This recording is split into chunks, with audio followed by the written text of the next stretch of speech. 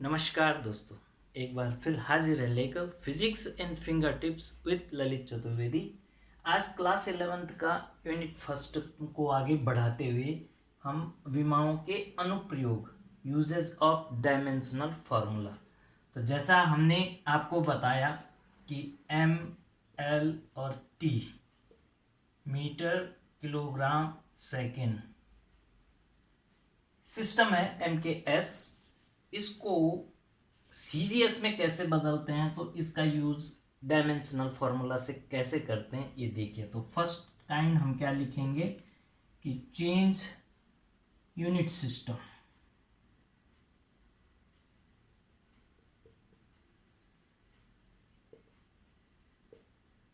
एक सिस्टम से दूसरे सिस्टम में कैसे हम विमाओं का अनुप्रयोग करके यूनिट को चेंज कर सकते हैं, देखिएगा।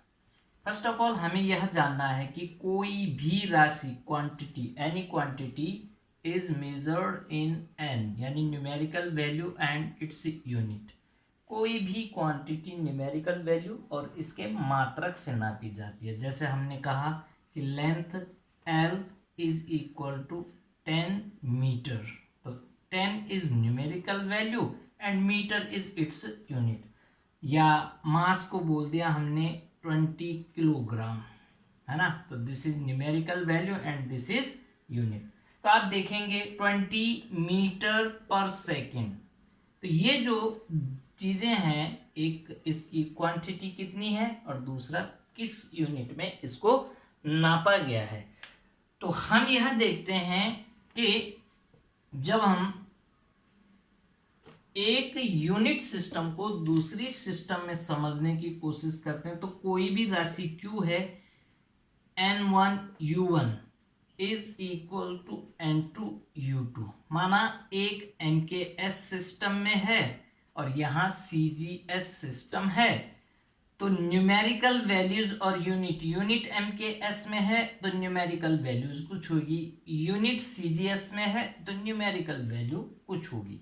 तो यहां पर से इस वाले रिलेशन से हम समझते हैं, जब N1 U1 बराबर N2 U2, it means NU is equal to constant,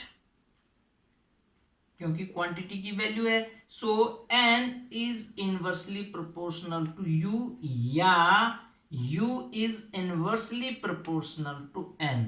it means यदि न्यूमेरिकल वैल्यू बड़ी होगी तो यूनिट छोटी होगी, और न्यूमेरिकल वैल्यू छोटी होगी तो यूनिट बड़ी होगी। अब इसको बड़ी यूनिट और छोटी यूनिट का मतलब कैसे, सपोज हमने कहा 1 metre is equal to 100 centimetre, तो 1 इज न्यूमेरिकल वैल्यू छोटी, मीटर बड़ी यूनिट, और यहां पर न्यूमेरिकल वैल्यू बड़ी तो सेंटीमीटर छोटी यूनिट। तो इस कॉन्सेप्ट को लेकर के जब हम चलेंगे कि U is inversely proportional to N, तो हम पहले चीजों को पहले ही समझ जाएंगे कि जो चीज किलोग्राम, मीटर, सेकंड में है, उसके जब हम चेंज करेंगे उसको ग्राम, सेंटीमीटर, सेकंड में, तो आप समझ जाएंगे कि ये बड़ी यूनिट है, ये छोटी यूनिट है।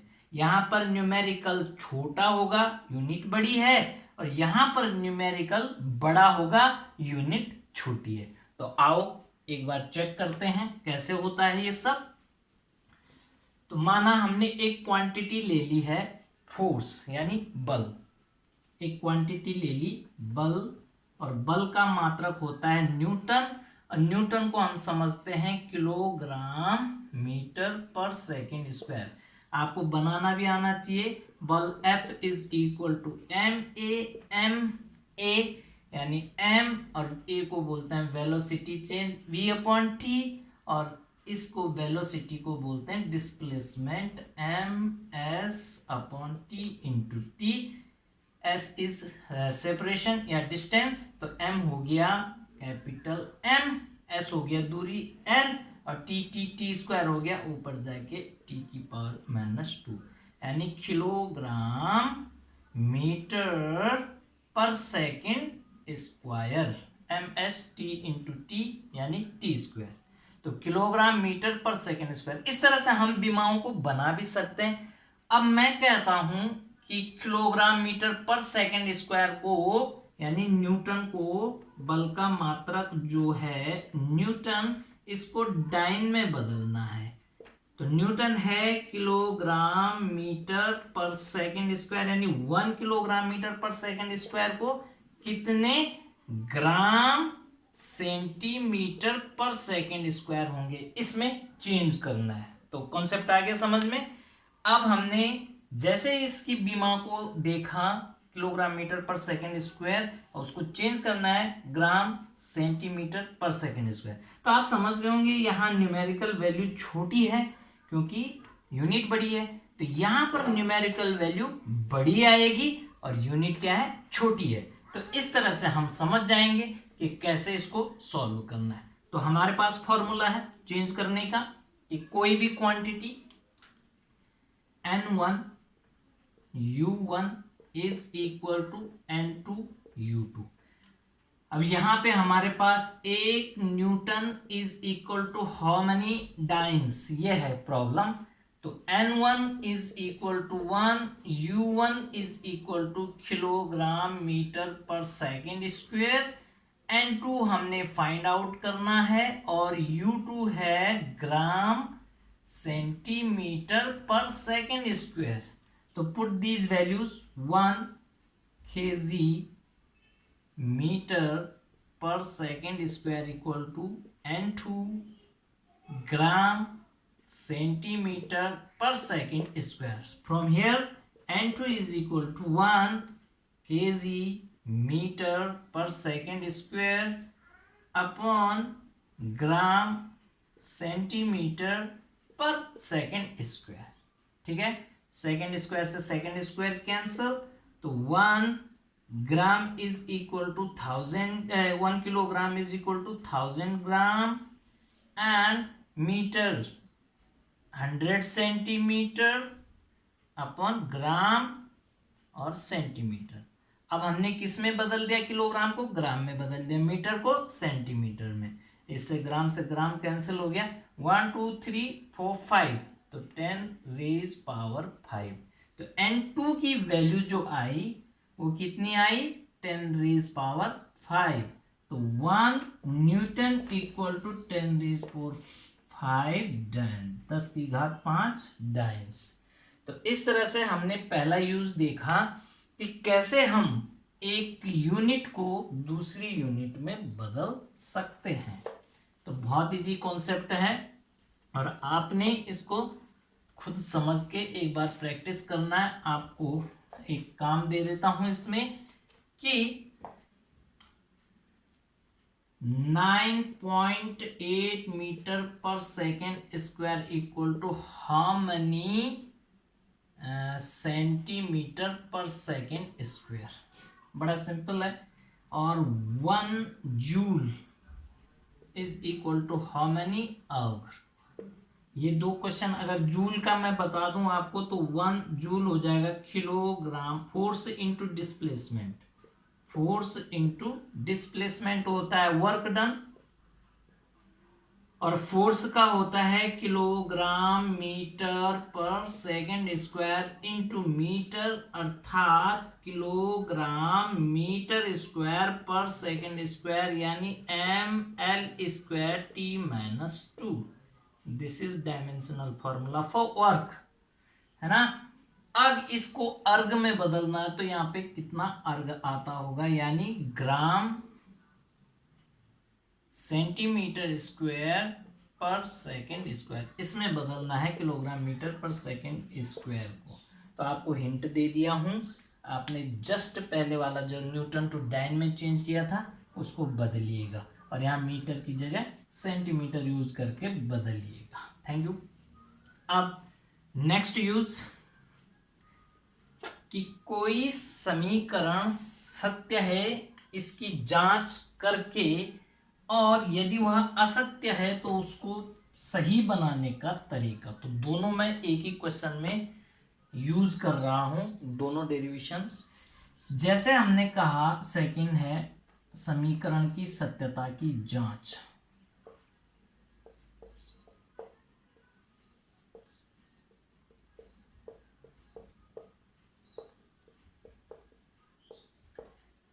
और एक राशि का दूसरी राशि से संबंध, तीसरा राशियों का संबंध।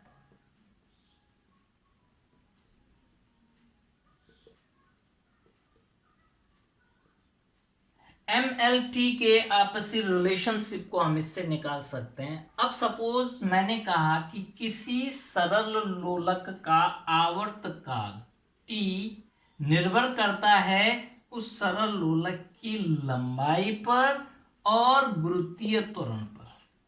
माना एक रिलेशन हमने सोचा कि T pi is equal to K L upon G, ठीक है। हमने एक रिलेशन समझा कि T is equal to K L upon G. अब पहले इस सूत्र की जांच करेंगे जहां पर K क्या है, कांस्टेंट है, नियतांक है, इसकी कोई बीमा नहीं है। तो क्या इसकी बीमा इन दोनों की बीमाओं के समरूप है? तो आओ पता करते हैं। इधर LHS की बीमा जो हो गई, LHS लेफ्ट हैंड साइड की जो बीमा हो गई T की बीमा, that is M0 L0 T। M और L है नहीं, 0 0 पावर यानी 1 और T। और राइट हैंड साइड की बीमा देखते हैं, RHS की बीमा कि K तो कांस्टेंट है, L की बीमा L और अपॉन G की बीमा हो जाएगी LT-2। अब L से L 1 जा हो जाएगा, T की पावर ऊपर जाएगा तो T स्क्वेयर। यहां पर T की पावर 1 है और यहां पर T की पावर 2 है। इट मीन्स ये रिलेशन करेक्ट नहीं है। समझ में आ गए? तो यह सूत्र गलत है, यानी समीकरण की सत्यता की जांच हो गई। अब इसका सही समीकरण कैसे बनाते हैं उसको समझते हैं। अब हमें यह लगा कि जो T की घातें यानी T की बीमाएं हैं उनमें डिफरेंसेस है, यहां 1 पावर है, यहां 2 पावर है। तो हमें अब समझना चाहिए कि T की बीमा कितनी होनी चाहिए। दूसरी तरफ अब वो किस तरीके से L और G का रिलेशन बनाएगा T के साथ, तो उसको ध्यान से समझिएगा। हमने कहा T is directly proportional to L upon G, where L is length of string and G is gravitational acceleration. Gravitational acceleration, त्वरण, गुरुत्वीय त्वरण। अब L की बीमा होती है कैपिटल L और G की बीमा होती है LT-2, जो त्वरण की बीमा होती है मीटर पर सेकंड स्क्वायर, वही इसकी बीमा होती है। और time period T is time period यानी आवर्त काल, टाइम पीरियड, और इसकी बीमा होती है T। अब हम दोनों तरफ की बीमाओं को लिखेंगे। यहां पर हम MKS सिस्टम को फॉलो करते हुए M की पावर 0, L की पावर 0 और T की power 1 is equal to proportional हटा देते हैं K।